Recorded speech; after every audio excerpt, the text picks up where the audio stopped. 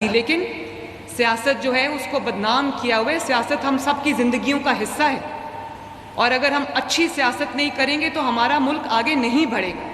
اس لیے مجھے آپ سے کچھ دل کی باتیں آج کرنی ہیں، کیونکہ نوجوان یہاں پر بیٹھے ہیں.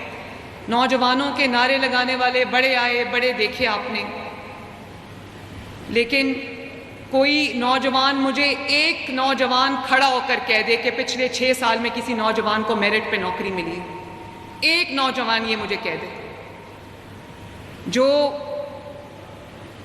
میں آپ کو بتاتی ہوں، یہ جو ابھی عاشق حسین کرمانی آپ سے خطاب کر رہے تھے جو منسٹر ایگریکلچر ہے، میں نے روایت کو توڑا، میں نے اپنی پوری پارٹی کی ناراضگی مول لی، اور میری کیبنٹ میں 95% تمام نوجوان ہیں ماشاءاللہ.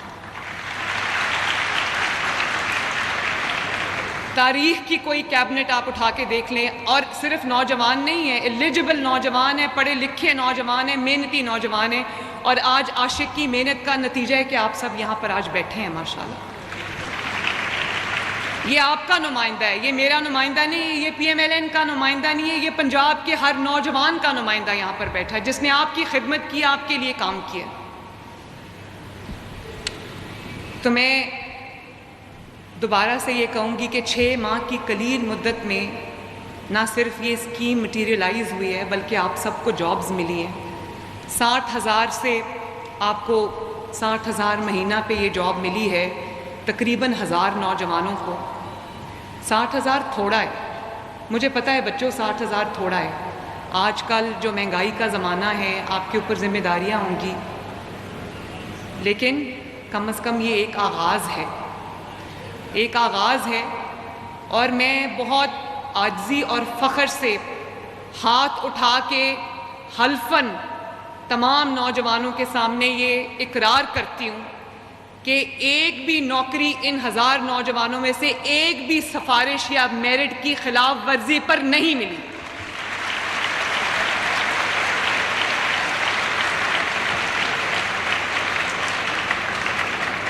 آپ میں سے کوئی نوجوان یہ کھڑا ہو کر کہہ دے، مجھے میرے سامنے کہہ دے کہ یہ میرے ساتھ والا جو بیٹھا ہے یا جو کوئی اور بیٹھا ہے وہ سفارش سے یہاں پر آیا.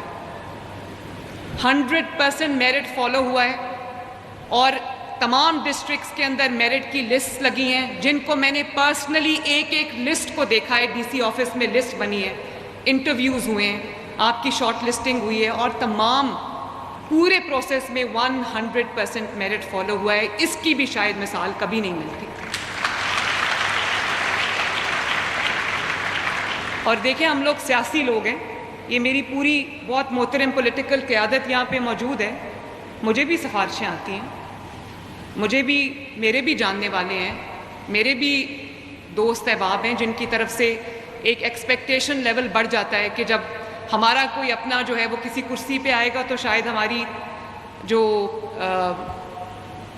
لوگ ہیں ہم ان کو اکوموڈیٹ کر سکتے ہیں. لیکن میں پاکستان کے خصوصاً اب کیونکہ میری ذمہ داری پنجاب کی ہے، میرا آپ سے یہ وعدہ ہے کہ اگر مجھے نہیں پتا میں یہاں کتنے سال ہوں، سیاسی جو اپہیول ہے پاکستان میں وہ چلتا رہتا ہے.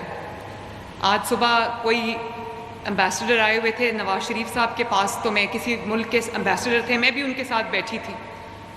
تو انہوں نے کہا کہ یہ جو سیاسی یہ جو انتشار ہے پاکستان کے اندر، اس کے بارے میں آپ کیسے دیکھتے ہیں؟ تو نواز شریف صاحب نے کہا کہ ہم اسی انتشار میں بڑے ہوئے ہیں، یہی انتشار میں ہم نے پولیٹیکلی گرو کیا ہے، اور آج بھی ہمارے لیے کوئی نئی بات نہیں ہے، پاکستان میں یہ صدا سے ہوتا ہے. لیکن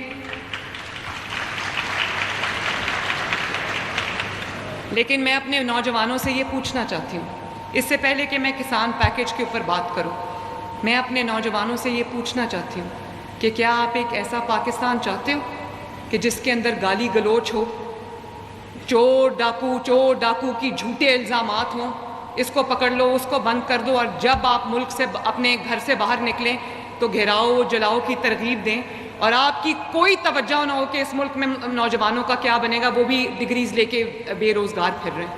مجھے احساس ہے اس چیز کا، مجھے اس چیز کا احساس ہے کہ جب آپ کوئی ڈگری لے کے باہر نکلتے ہو اپنے کالج سے، اپنے یونیورسٹی سے، تو آپ کے اوپر ایک بوجھ ہوتا ہے.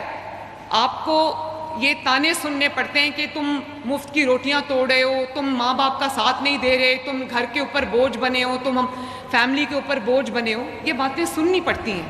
لیکن آپ کا قصور اس لیے نہیں ہے کہ ڈگری میں آپ نے محنت کر لی، آپ نے سب کچھ کر لیا، اس کے بعد آپ اپنی ڈگری لے کر دروازے پہ جاتے ہو لیکن آپ کو نوکری نہیں ملتی. مجھے احساس ہے آپ کی تکلیف کا، اور میں یہ پھر سے کہتی ہوں کہ 60,000 روپیہ مہینہ تھوڑا ہے، لیکن کم از کم آغاز ہے. اس کو آگے لے کے جائیں گے انشاءاللہ تعالی.